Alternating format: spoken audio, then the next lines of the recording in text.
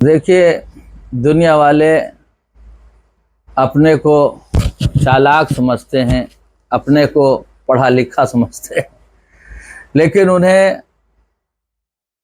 معلوم ہونا چاہیے کہ اس دنیا میں بہت سارے ایسے بھی افراد ہیں کہ جنہوں نے خود کسی مکتب میں پڑھا ہے اور علم حاصل کیا ہے، اس کے پڑھانے والے انسان ہیں، لیکن بہت سارے افراد ایسے بھی ہیں جس کو اللہ نے ہادی اور ہدایت کے لیے پیدا کیا ہے، اس کا علم الگ ہے۔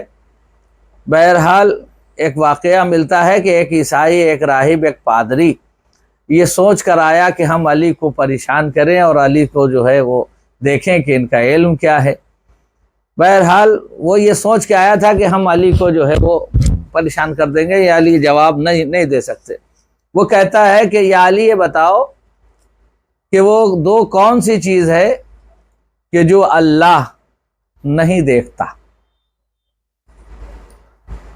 یعنی وہ کون سی چیز ہے کہ جو اللہ دیکھتا نہیں ہے، اور وہ کون سی چیز ہے کہ جو اللہ کرتا نہیں ہے، بولتا نہیں ہے۔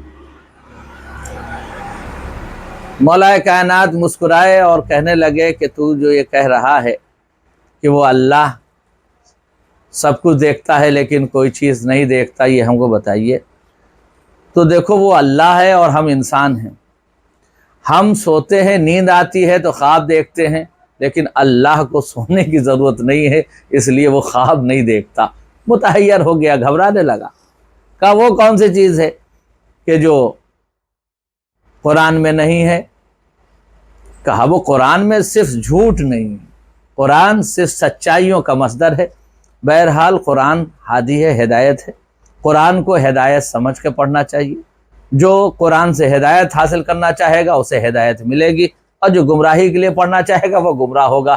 اس لیے دیکھ رہے ہیں عالم انسانیت میں، عالم اسلام میں کتنے سارے فرقے وجود پذیر ہو گئے اور وہ بھی قرآن پڑھ رہے ہیں، لیکن عزیزو رسول اللہ نے فرمایا کہ ایک ہی فرقہ ہے کہ جو ناجی ہوگا، نجات پانے والا ہوگا۔ تو وہ فرقہ کون سا ہے جو نجات پانے والا ہوگا؟ قرآن تو سب پڑھتے ہیں، تو جو قرآن ہدایت کے لیے پڑھے گا وہ معلم کے ساتھ پڑھے گا۔ وہ معلم کون ہے؟ وہ آل محمد ہے۔ آل محمد کو چھوڑ کر قرآن پڑھو گے سمجھ میں نہیں آئے گا، رٹو گے سمجھ میں نہیں آئے گا، تفسیر بھی کرو گے تو وہ تفسیر بالرائے ہوگی۔ بہرحال عالم اسلام کو سمجھنا چاہیے کہ یہ جو فساد ہو رہے ہیں اور یہ جو یلغار ہو رہی ہے مسلمانوں کے اوپر، یہ مسلمان جو ہیں وہ کہاں کہاں بھٹک رہے ہیں، ان کو کیسے کیسے القاب مل رہے ہیں، وہ صرف اس لیے کہ رسول اللہ کے بعد جو یہ بھٹکے تو ان کو راستہ ہی نہیں ملا، لیکن انہوں نے اپنا نام مسلمان رکھا۔ لیکن حقیقتاً رسول اللہ کے بعد جو علی کے دروازے سے پھر گئے، علی کی بیعت سکنی کر لی، وہ مسلمان ہی نہیں بچے۔ تو جب وہ مسلمان نہیں بچے تو ان کا پیروکار، ان کے پیچھے چلنے والا، ان کی اطاعت و فرما برداری کرنے والا، وہ کیسے مسلمان بچ سکتے؟ اس لیے کہ رسول اللہ کی طرف سے آئے تھے اور رسول اللہ ہادی اور ہدایت تھے۔ تم وسیلہ تلاش کرو، لیکن یہ مسلمانوں نے وسیلہ تلاش نہیں کیا بلکہ بنا لیا۔ تو ظاہر سی بات ہے، اللہ کے کہنے کے خلاف کام کرو گے تو جنت کا تصور بھی حرام ہے۔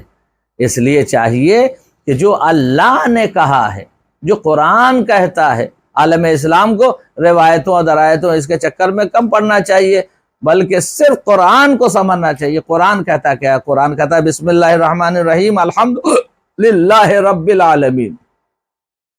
تمام تعریفیں کس کے لیے؟ اللہ کے لیے، جو رب العالمین ہے، جو عالمین کا پالنے والا ہے۔ تو جب وہ عالمین کا رب ہے تو اس کا ہادی اور رہبر بھی عالمین ہی ہوگا۔ اسی لیے رسول اللہ کے لیے قرآن نے ارشاد فرمایا وَمَا أَرْسَلْنَاكَ إِلَّا رَحْمَةً لِّلْعَالَمِينَ۔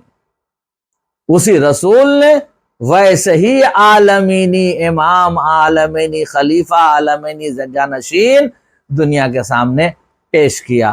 وہ بھی 1.25 حاجیوں کے سامنے پیش کیا اور یہ کہہ کے پیش کیا من کنت مولا ہو فہذا علی مولا، یعنی میں جس کا مولا ہوں، یعنی جو مجھے مولا نہیں مانتا اس کے وہ اس سے خارج ہے۔